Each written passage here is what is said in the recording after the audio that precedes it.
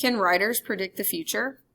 The human race is constantly seeking to expand its knowledge and to discover answers to the mysteries of the unknown. This desire to learn has led to technological and scientific advancements that have transformed our world. In 1961, President John F. Kennedy believed it would be possible for the United States to be the first country to land a man on the moon. Many disagreed with Kennedy and thought that his idea was pure science fiction. 8 years later, on July 20th, 1969, Apollo 11 landed on the moon. Humans not only traveled into space, but also walked on the moon. President Kennedy's goal was achieved, and the world as we knew it had changed. President Kennedy was not the first to imagine sending a man to the moon. A little more than 100 years earlier, in 1865, science fiction writer Jules Verne also imagined space travel. He put his innovative thoughts in a book called From the Earth to the Moon. In it, he described a lunar expedition that is so eerily close to the Apollo 11 mission that a reader would think he was predicting the future. He called his spaceship with a crew of 3 the Columbiad. In his book, the spacecraft launches from Florida and the United States Navy recovers it from the Pacific Ocean. In 1969, Florida was the launch site of Apollo 11. The command module was named Columbia. When the spacecraft returned to Earth, it splashed down in the Pacific, where the Navy recovered it along with its 3 astronaut crew. Verne accurately delineated the future when the technology of his own time made his predictions seem highly unlikely to occur. How could he have known that his far-fetched idea was not so far-fetched after all? Like Verne, other science fiction writers shave accurately described inventions that are commonplace today. Many of H.G. Wells's ideas, for example, have become a reality. Considered by many to be one of the best science fiction writers of all time, Wells wrote about lasers, wireless communication, automatic doors, and other gadgets that did not exist at the time of his writings. But today, these gadgets are such an integral part of our society that we probably cannot imagine living without them. Wells also envisioned space travel. In his 1901 book, The First Men in the Moon, he described a journey to the moon on a spaceship made from anti-gravity material. We can only speculate that these writers might have inspired those who later turned their fiction into reality. In 2012, a Mars rover developed by the National Aeronautics and Space Administration landed on the planet Mars. No one would have been more excited to hear the news than Ray Bradbury, one of America's greatest science fiction writers.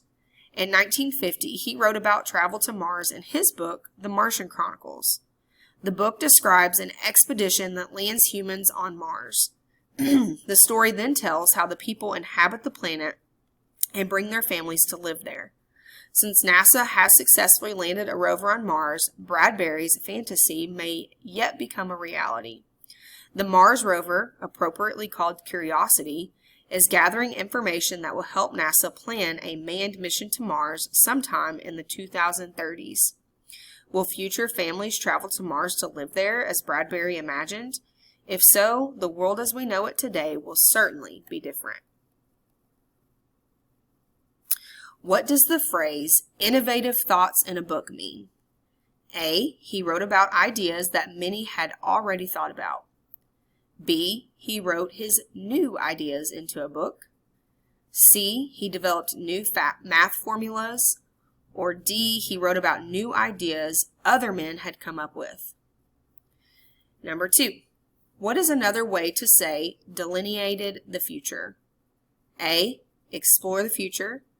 B. Presented incorrect ideas about the future. C. Imagined what other places looked like he never visited. Or D. Portrayed the future. Number 3. What does the word gadgets mean? A. A unique tool or item. B. A unique undiscovered place. C. A different place to visit. Or D. A different animal. What does the word expedition mean? A. An imaginary place to visit. B. An elevator ride. C. A journey or voyage. Or D. A safari adventure. Number 5. Why was the Mars rover appropriately called Curiosity? A, because the rover was heading out to explore a foreign planet. B, because it was a very unique piece of equipment. C, because it was going to a place familiar by the inventors. Or D, because the rover was going to be redeveloped by the inventors. Fierce Fighters of the West. Writer and filmmaker Sandy Zeig was hurrying through the Phoenix, Arizona airport one afternoon when a group of women wearing bright yellow shirts caught her eye. The air was just vibrating around them, Zeig recalls. I asked who they were, and they said they were Apache firefighters, and I want to make a film about you just came out of my mouth. Zeig's documentary, Apache 8, was entered in the Native American Film and Video Festival in 2011 and has made its way to other film festivals across the country. It tells the remarkable story of the first all-women American Indian firefighting crew. The women of Apache 8 have been fighting fierce blazes in Arizona and across the western United States for more than 30 years. Zeig's documentary highlights these brave women and the crew they lead. Ronnie Lupe, the chairman of the White Mountain Apache tribe, said, "They can climb the highest mountain, carry the heaviest burden on their back, and still put out the fire. We are so proud of them." Zeig had to get permission to film from the tribal council, which was skeptical about letting outsiders onto their reservation. Despite their initial misgivings, they granted Zeig permission to observe the team for a year. After a while, the women began to trust Zeig and to share their stories with her. Cheryl Bones, the Apache 8 crew boss, and the others have earned a reputation for bravery and excellence in their work. In fact, Bones was selected to be the only female model for the Wildland Firefighters Monument, a bronze statue that honors all firefighters in Boise, Idaho. Erica Hinton, also featured in Apache 8, joined the crew right out of high school for a 2-week stint. Those 2 weeks changed Hinton's life, and she has been with the crew ever since. In 2009, she became one of only 2 women to join the Apache Hotshots, firefighters who parachute into the front lines of dangerous fires ahead of the main team. Another woman featured in the documentary, Katie A. Day, was told by a forestry director that she was too petite to carry the equipment. "You can't do it," the director stated. "You won't be able to handle the job." This only made A. Day, who had a distinguished military career, more determined to succeed, and she did. The group was formed in the 1970s and soon became one of the elite firefighting crews in the country. Some of the crew had personal reasons for becoming firefighters. Hinton needed a job in order to provide for her family and her young son. A. Day, who joined to prove to herself and the forestry director that she could do the job, speaks excitedly of the early days with Apache 8. "You never knew what you were going to find. You were with a bunch of women that could handle anything." The Apache 8 crew became a co-ed team in 2005, so now the Apache women fight fires alongside male firefighters. Zeig followed the crew all the year as they worked to thin forest and start prescribed fires, which are intentionally set to consume dry fuel and reduce the risk of accidental fires. She also observed the women as they fought very real and very dangerous wildfires.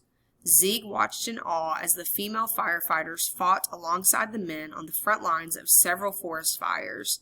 4,000 yellow-clad figures working hard to save homes and lives.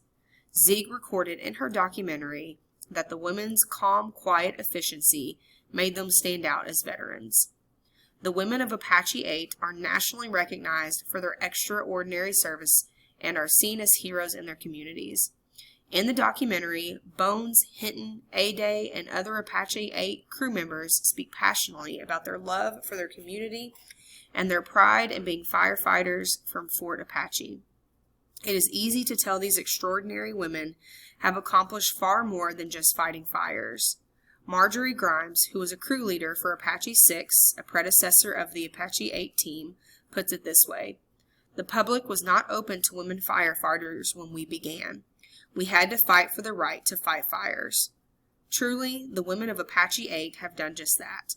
They have set an example for girls and young women across the country, proving that with determination, will, and passion, anything is possible. Which information from the selection supports the idea that the women of Apache 8 have encountered obstacles? A, the attention the crew received from Sandy Zieg's film. B, the meeting with Sandy Zieg at the Phoenix airport. C, the response the forestry director gave Katie A. Day. Or D, the reason Erica Hinton joined the Apache 8 crew. Number 7. What does the word fierce mean as it is used in the title of the story? A, horrible gastronal. B, intense aggressiveness. C, difficult emotion. D, evil hatred. Number 8. Which idea does the author emphasize throughout the selection? A, the Apache 8 crew is more skilled at firefighting than all male crews. B, the members of the Apache 8 crew are respected for the work they have done. C, the women in Apache 8 are good role models for women in other professions. D, the Apache 8 are members of a prominent American Indian tribe. Number 9. Paragraphs 1 and 2 are mainly about the reasons A, the Apache 8 women have been fighting fires for more than 30 years. B, Zieg decided to feature the Apache 8 crew in a film. C, Zieg had to seek permission to film the Apache 8 crew. Or D, the Apache 8 crew encourages young girls and young women. Number 10. Which word from paragraph 6 helps the reader understand the meaning of prescribed? A, calm, quiet efficiency. B, intentionally set. C, very real and very dangerous. D, stand out as veterans.